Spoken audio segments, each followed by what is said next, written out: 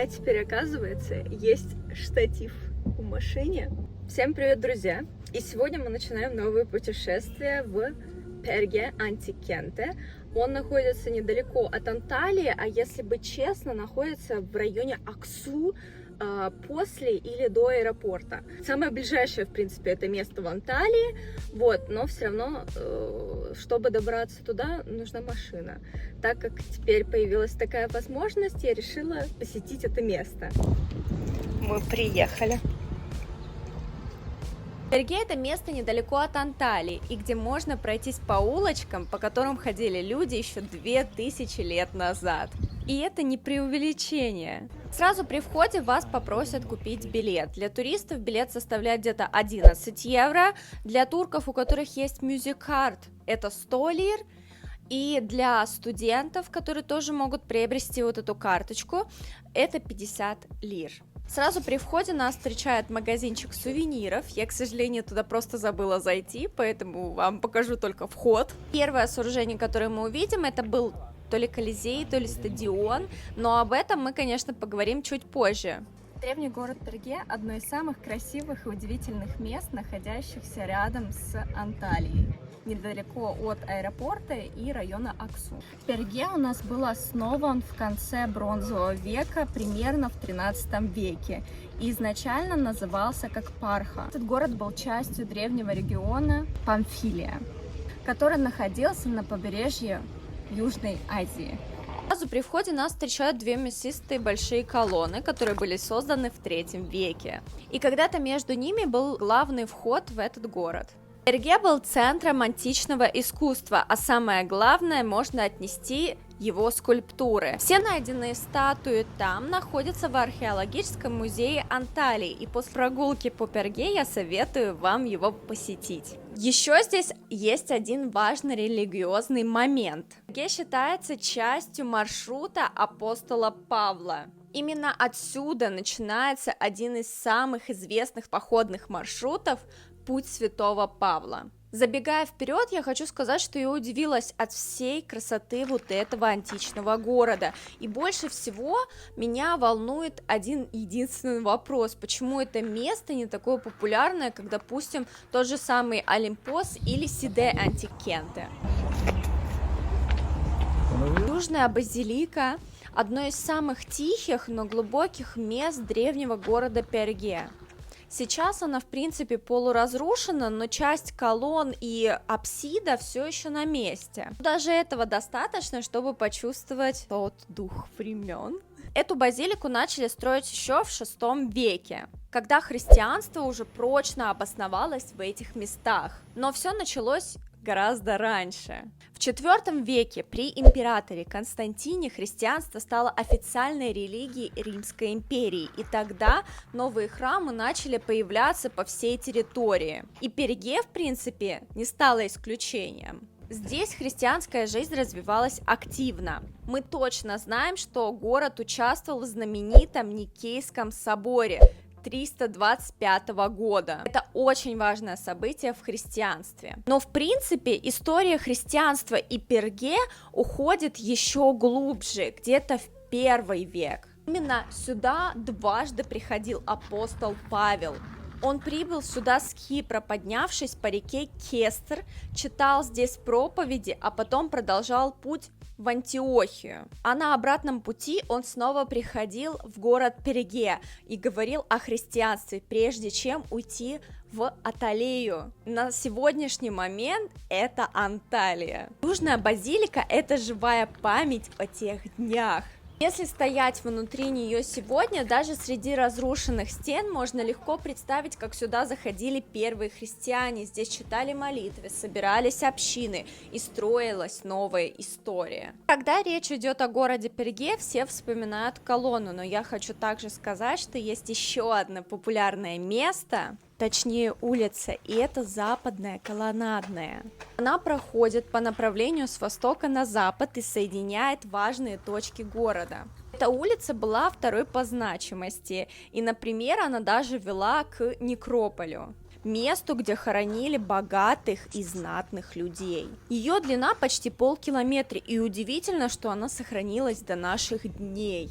Ширина около 8 метров, а по краям шли крытые колоннады, где когда-то стояли статуи и лавки. Некоторые из постаментов под статуи восьмиугольные, другие квадратные, все продумано до мелочей. Особое внимание здесь заслуживает водный канал. Он шел здесь прямо по улице и был сделан из обожженной глины. Его длина составляла 160 метров. И вода здесь поступала, в принципе, везде, в дома, в бане, в лавки. Это город был настоящим городом будущего для того времени. И еще один интересный факт. Во время раскопок под колоннами нашли даже 42 монеты. Они были бронзовыми и золотыми, а самое интересное, что они приблизительно были созданы в IV веке. Это примерно с 317 по 330 год. И среди них были монеты с именами императоров. Это говорит о том, что улицу не только строили, но и перестраивали, и как минимум дважды. И значит, она долгое время оставалась важной частью городской жизни.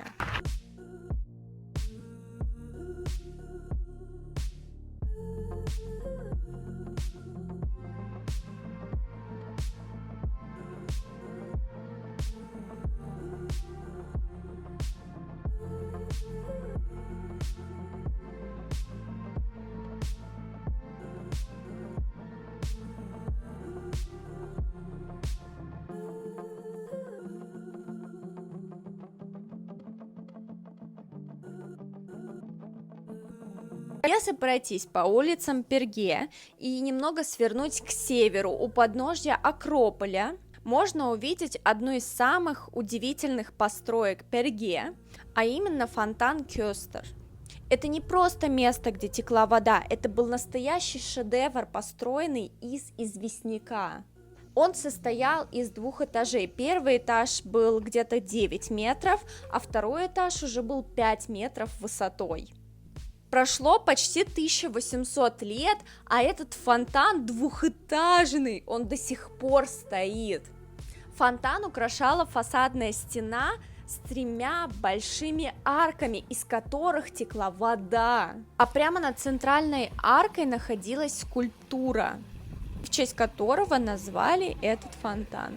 Кестер был не один. В этом месте нашли еще несколько статуй. Зевс, Артемида, Аполлон.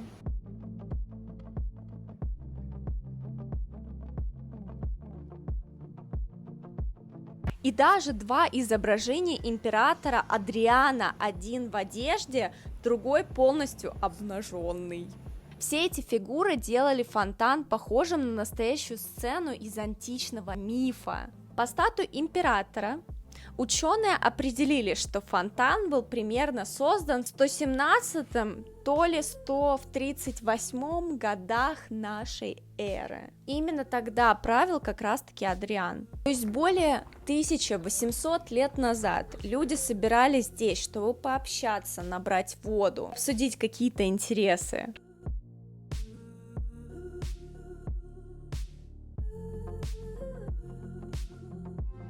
Знаете, я была в очень многих местах в Анталии по всему Ильичисе, вот, и я видела много чего, и я хочу сказать, что мне безумно нравится Перге Антикент, он большой, вот честно, мы гуляем сейчас где-то 1,5 часа, и мы, где-то 80% только обошли, и осталось там еще 20 где-то. Здесь как бы полноценный, вот даже посмотрите вот сюда. Здесь полноценные здания, которые сохранились. Я не понимаю, почему это место не популярное. Здесь не надо тебе такси. Ты можешь приехать на том же самом автобусе. Вот, просто приезжайте в Аксу, район такой называется, и все. Я не понимаю, это ж так красиво. Почему люди просто, скорее всего, просто не знают о sуществовании данного кента. Вот. Короче, мне правда очень nравится. Burada veya biraz daha ileride çeşme varmış. Burada kemerden aşağıya doğru su akıyor. Köylüler su ihtiyaçlarını bu kemerden karşılıyorlarmış.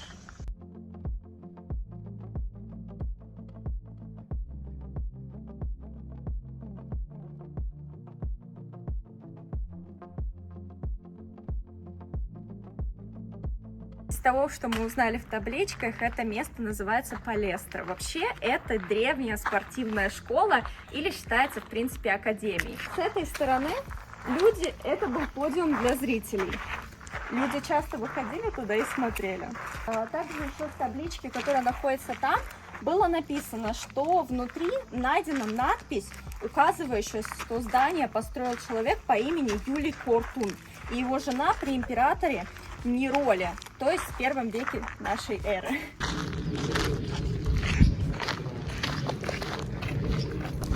Вы посмотрите, как все это выглядело.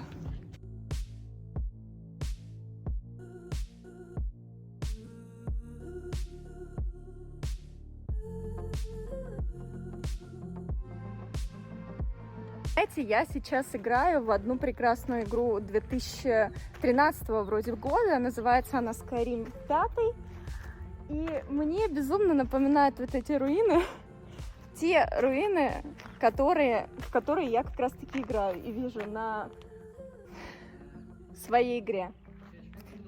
В конце Западной Колоннадной улицы, рядом с банями, в 2014 году археологи нашли для себя один сюрприз. Это был большой античный фонтан. Так мы дошли до самого основного места. Это самый большой фонтан. Он впечатляет своими размерами, потому что длина его составляла 15 метров, а глубина 2,5 метра. И это фонтан был настоящим предметом роскоши маленького города Перге. Фонтан полукруглой формы стоит на трехступенчатом подиуме размером где-то в 18 метров. Вода в него поступала из каналов, идущих в бань, и лилась через каменные чаши в форме дельфинов. Это очень красиво и символично. В центре фасадной стены также были еще установлены две чаши, которые были напротив входа. Самое интересное, что этот фонтан не был известен археологам до его нахождения. Теперь он называется Нимфей Каракалы, в честь как раз-таки императора Каракалы. Но самое потрясающее — это скульптуры, которые нашли. Бог Аполлон, бог медицины Асклепий, солнечный бог Гелиос, Афродита, Немезида, Тюхе, Селена и даже герои греческой мифологии. Все эти статуи сегодня можно увидеть в Анталийском музее. Реально передают дух и уровень искусства тех времен. А как оказывается, Перге ценили как раз-таки за вот эти скульптуры. Итак, мы дошли до самого интересного места, как по мне. Это мозаика, которая сохранилась до наших веков. Предположительно, она была сделана во II веке. В центре мозаики изображен как раз-таки ритуал, о котором я ранее говорила, где царь Артемнон должен принести в жертву свою дочь Ифигению, чтобы боги позволили флоту отплыть в Трою. Самое интересное, что на мозаике изображены Ахилл, Афина, Артемида, Нептун и другие немалоизвестные мифические, в принципе, мифологические персонажи. Самое интересное, что эта мозаика одна из тех, которая реально сохранилась до наших лет.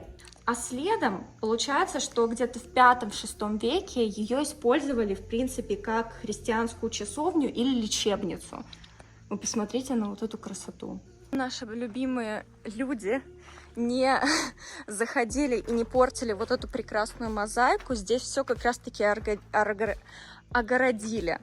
Вот, посмотрите, как это вообще в реальности выглядит. Здесь пометочки необходимые. Честно, как по мне нравится смотреть вот подобные места. А вот такую картинку, мозаику, я вижу впервые. Вы представляете, она была сделана во II веке. Посмотрите на это.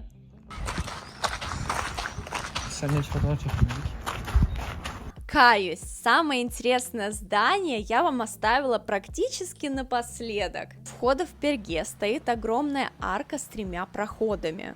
Когда-то она даже была украшена статуями и выглядела, мне кажется, более торжественней. Это была не просто арка, а памятник, который был построен во II веке в нашей эре при правлении как раз-таки правителя Адриана. Самое интересное, что это здание не было построено империей, а построено женщиной, Планцией Магна.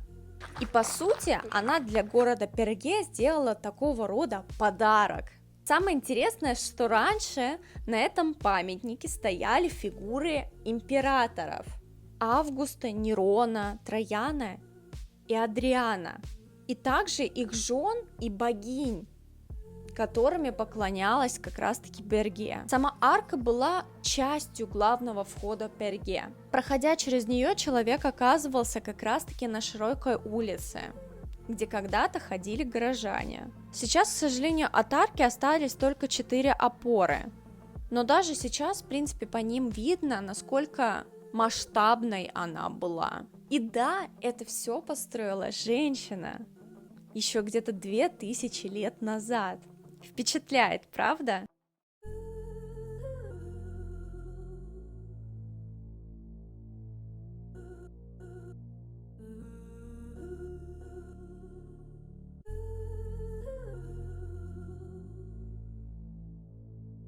Южные бани – один из самых больших комплексов Перге, и примерно они были построены в во II веке. План у них был нестандартный, но тем не менее там находилось все необходимое римской бане. Там находилась раздевалка, холодные, теплые и горячие комнаты и даже бассейн. Стены были отделаны мрамором, а на полу мозаика, которая была сделана где-то в IV веке. Там, в принципе, тоже находили много статуй, той же самой Артемиды, Немезиды. Мне кажется, что это даже не просто баня, а какой-то вот прям музей. Сначала посетители заходили в раздевалку, а потом сразу шли в бассейн. А потом уже проходили через залы от холодной к горячей. Рядом с ним была как раз-таки палестра, место для тренировок. А рядом с ней была галерея, где написано в честь Клаудия Пейсона.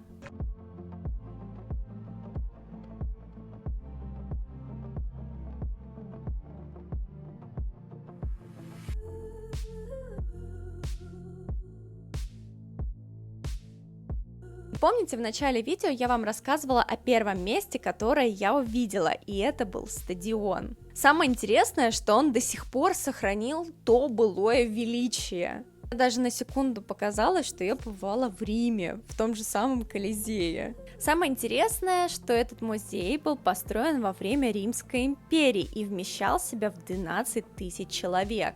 Здесь проходили в основном спортивные соревнования, но, может быть, даже гладиаторские бои были. Стадион был построен из местного камня. По бокам ряды арок, на которых держались сиденья. Самое интересное, что под сиденьем находились лавки, где продавцы могли продавать свои tavары. Beğenmediğini anlat. Beğendim, gayet güzel. Hatta bu zamana kadar gittim çoğu yerden. Hatta hepsinden neredeyse daha büyük. Benim bir tane sadece üzücü bir soru var.